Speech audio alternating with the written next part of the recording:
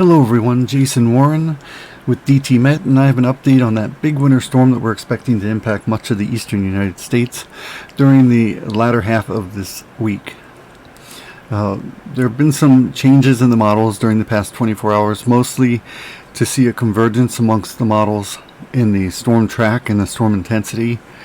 But there are still some differences in the models that are important to the eventual snowfall amounts and the impacts across portions of the Midwest and Great Lakes later this week. So right now we're looking at the GFS model, and this is for the 22nd,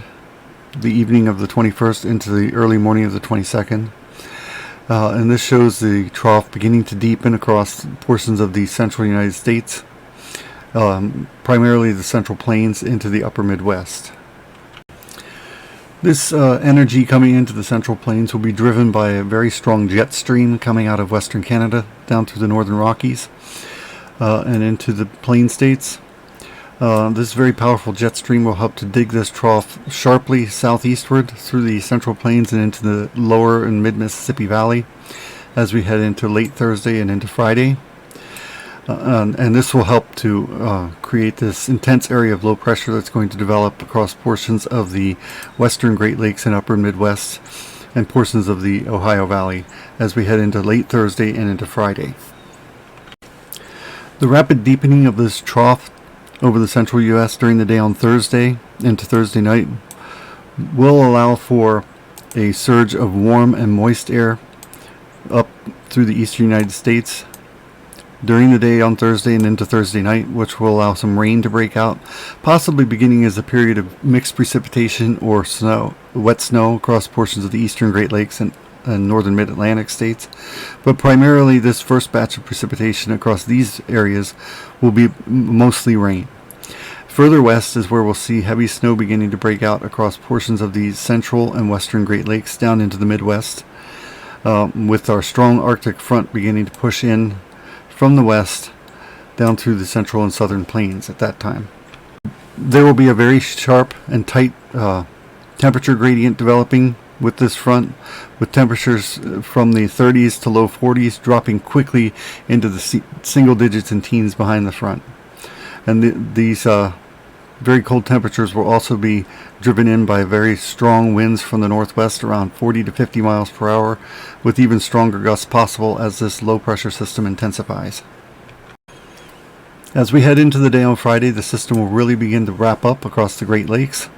with low pressure consolidating somewhere over the central Great Lakes, with very heavy snow wrapping around the backside of the system, with blizzard conditions likely across portions of the central and western Great Lakes down into portions of the Midwest. Ahead of the system, there will be a band of precipitation, likely beginning as a period of rain, but it could end as a period of heavy snow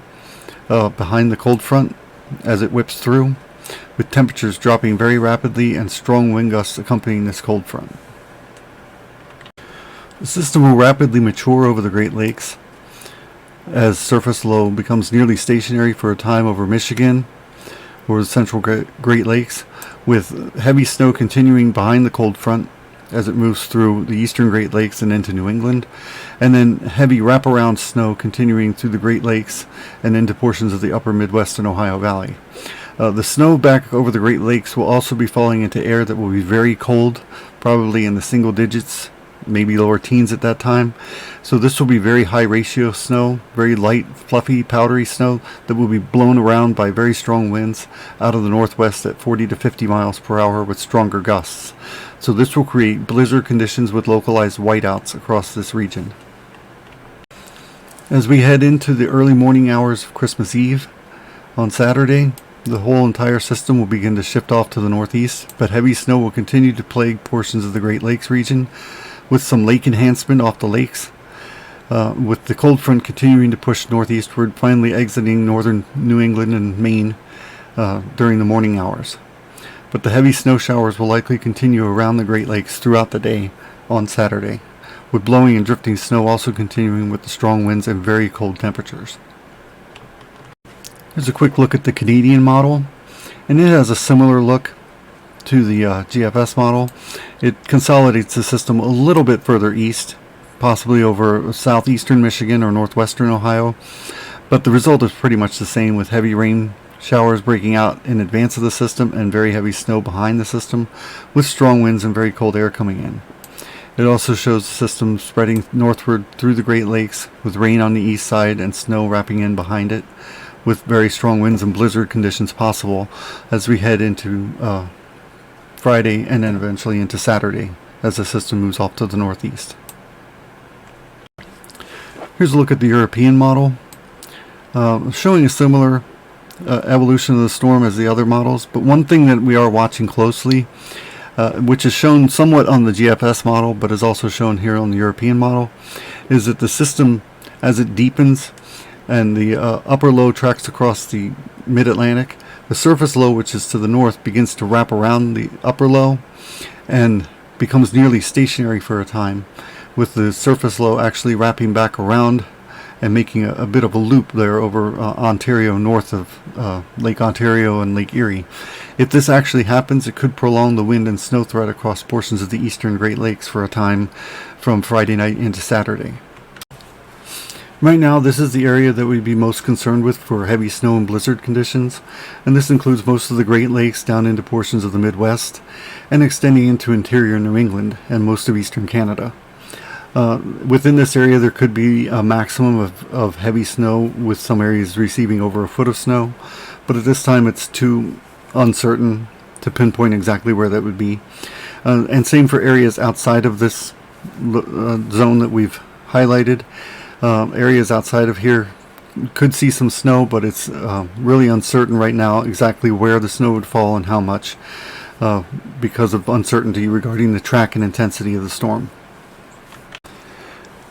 At this time, based on the model information that we have and the trends that we're seeing, a track somewhere through Missouri up through Indiana and into Michigan, and then possibly a looping motion down near Lake Erie and then up across Lake Ontario and into Quebec seems to be the most likely track. However, a track further west is still possible, up through the western Great Lakes, and a track further east, maybe near the Ohio River and into the northern Mid-Atlantic, would still also be possible.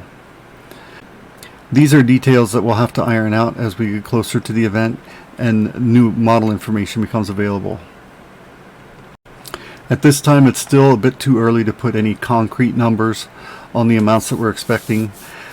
Just know that this could be a potential high impact event for a lot of people